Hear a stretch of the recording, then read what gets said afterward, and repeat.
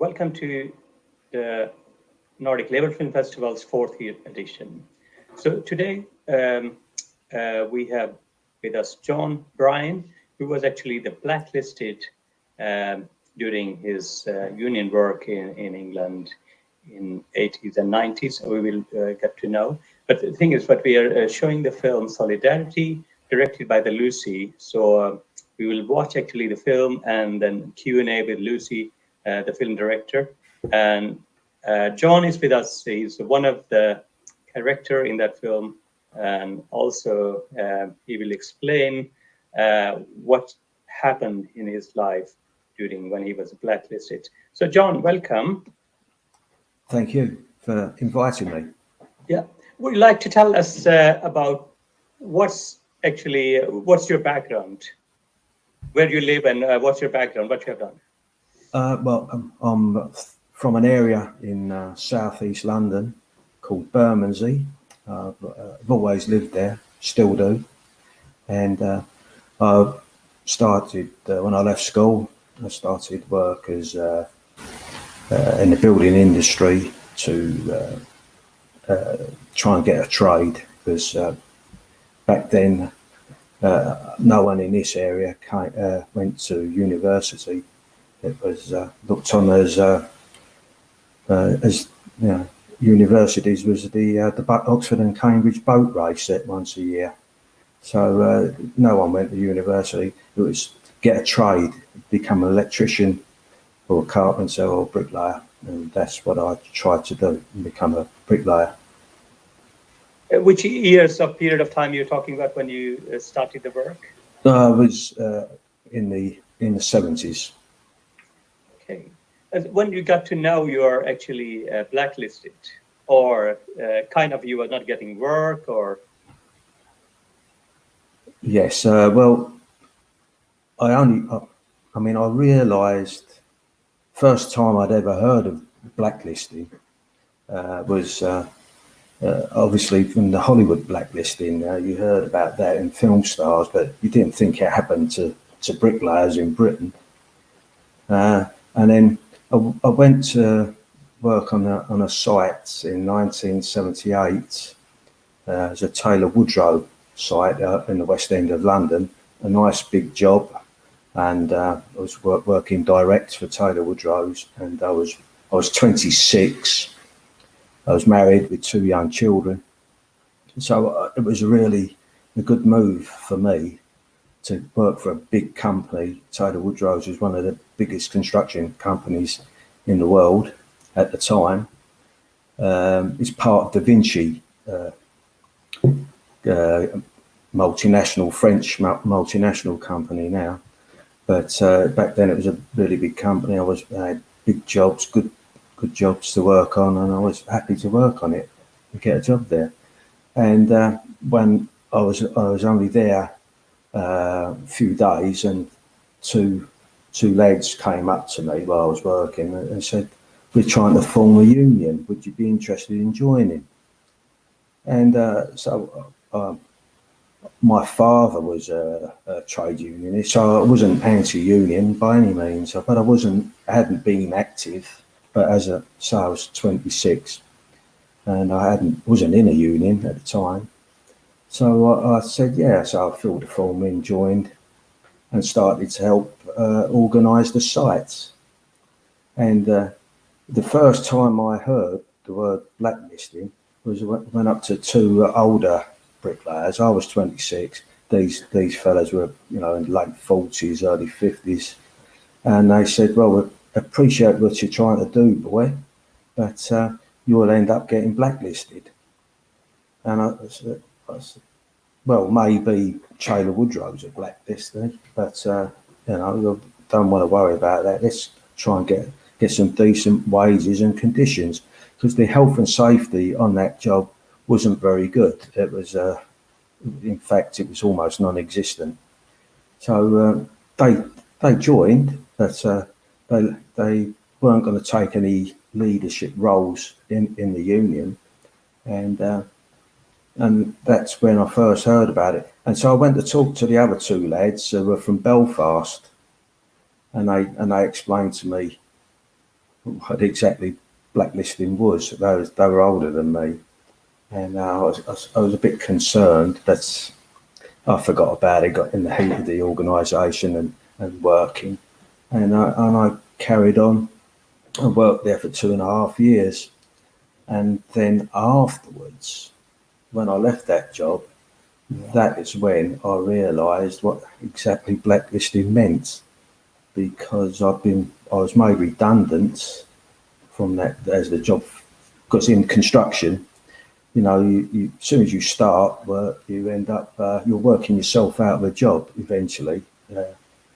So when that job finished, I struggled to get a job, and I went to the union branch and mentioned that, and they, at the time, there was a few union jobs around London, and the UCAT, the union I was in, they got me a job on what was called the NatWest Tower, which at the time was one of the biggest buildings in London, in Britain. It's 600 odd feet, but it's not that big now compared to the others that have gone up. But I worked on there for another 2.5 years, and then when that job finished, I was really in trouble. I just couldn't get a job anywhere, not for the big companies, and I ended up having to work for little small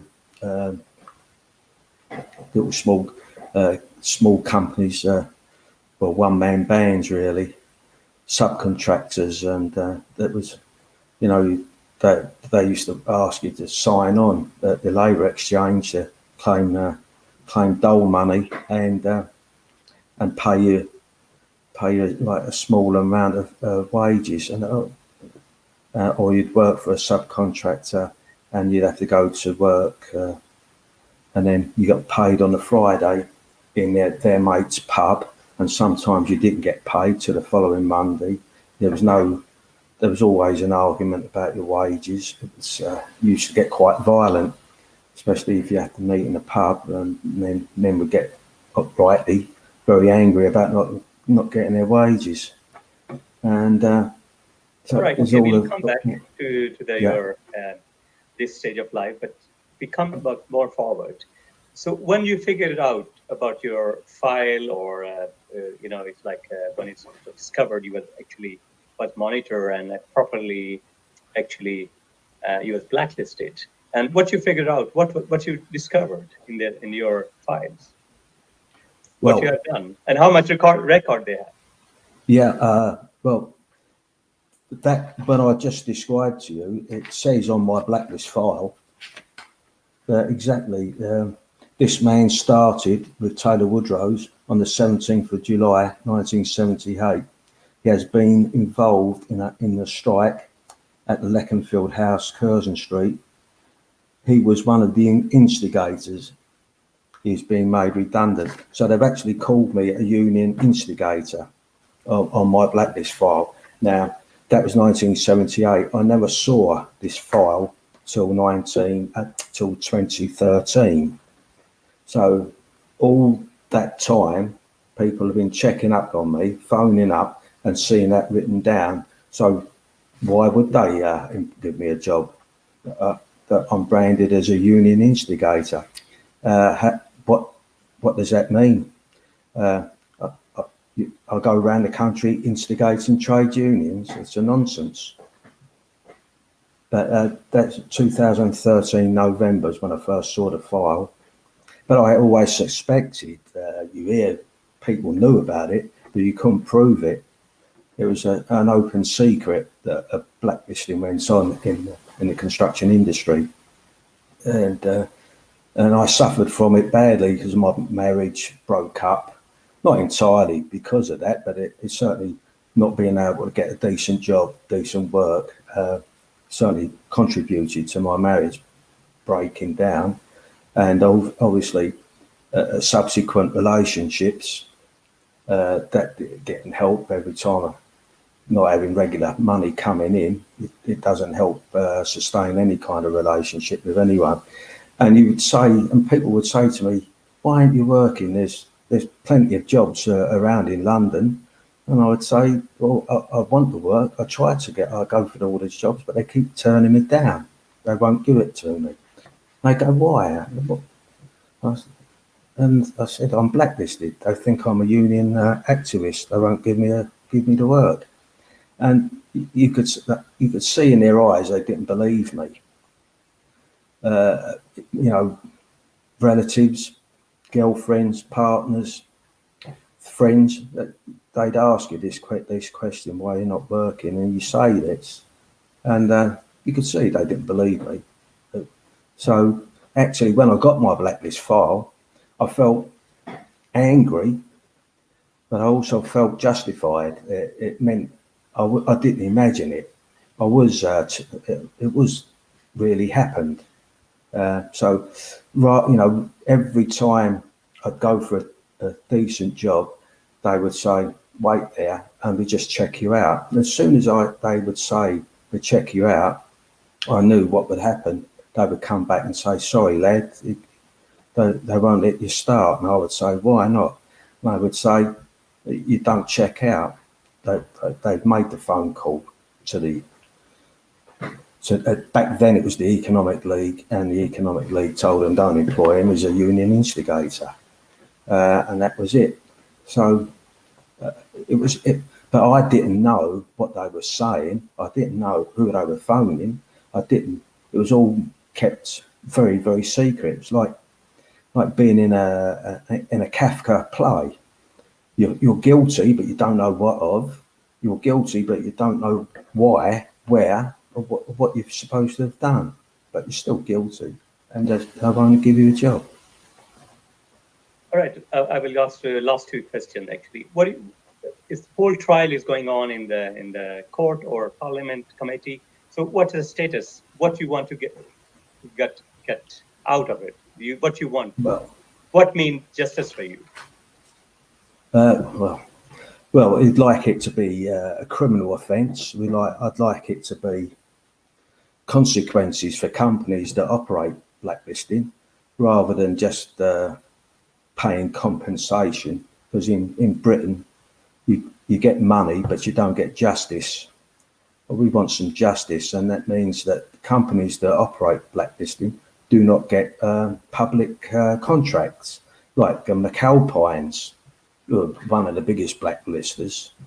They've got the prestigious job of rebuilding, refurbishing, repairing Big Ben at London, at the Houses of Parliament in London. That's a big McAlpine's job. Now, why should they get that contract? Because they've been blacklisting for 100 years almost. And so companies like that shouldn't get public jobs, shouldn't get public contracts. So we'd like that to happen. We want the HR departments trained, because one of their defences in court was that it was overzealous HR departments overdoing their corporate vetting. That's a nonsense.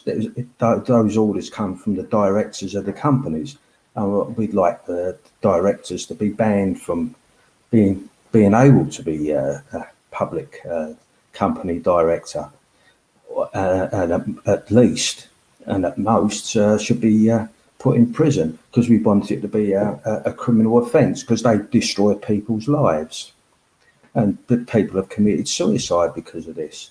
It causes mental health problems, and they just pay some money compensation and walk away scot-free. We don't think that's right. We want them to suffer consequences of their actions. All right, thank you. In the last, we'd like to give any message for the Nordic Labour Film Festival or Nordic unions or workers? Well, I'd like to ask a question, actually. Skanska, they're a big blacklisting firm in Britain at the moment, and have been for a long time. But does Skanska operate a blacklist in Scandinavia, like they do in Britain? They deny they're doing it, but we're pretty certain that it's still going on. They're still not employing people on their big jobs in Britain because of trade union activities. And it strikes me as rather strange that they can get away with that in Britain, but I don't think they're allowed to do it in Scandinavia.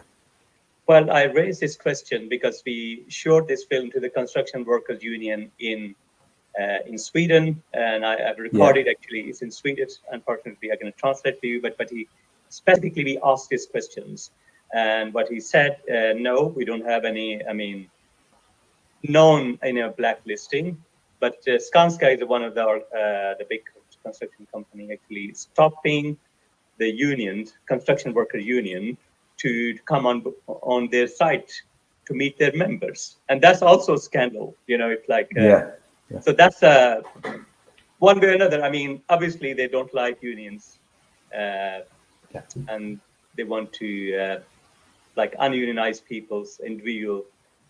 I mean, they don't want people to have a collective agreement because in Sweden we have mostly collective agreements. So anyway, so it's thank you very much. So thank you very much for your time and everything. Or you want to say anything more in the end? Or? Well, just enjoy the film. I hope you get something out of it. And of course, there's this. We got playing a role in the Mitching inquiry, which is a public inquiry into spying on various groups and people in this country, in Britain, and blacklisted building workers have got. We're involved in that court case, and it's just restarted. I mean, it's only been going 5 years, and it's got another 6 to go. So I just hope I'm still alive when it finishes. When they make their recommendations, but of course they can make their recommendations, and the laws will have been changed by then, and not in a good way under this government. When we got this Lucy's film Solidarity, and we was very much into interesting. I mean, how to make it relevant with Sweden, and also because it's very interesting. I mean, unions are the important. Unions are actually the building the society what we have today, the social democracy, whatever we have today. And if we are, weakening the union, that means we're weakening the society basically, and it makes more bigger class difference. That's right. Weakening unions weakens human rights, because human rights were never given to people by the ruling class or the elite. You had to fight for them, and trade unions are always involved in fighting alongside other people for those human rights. All right. Thank you very much. Pleasure.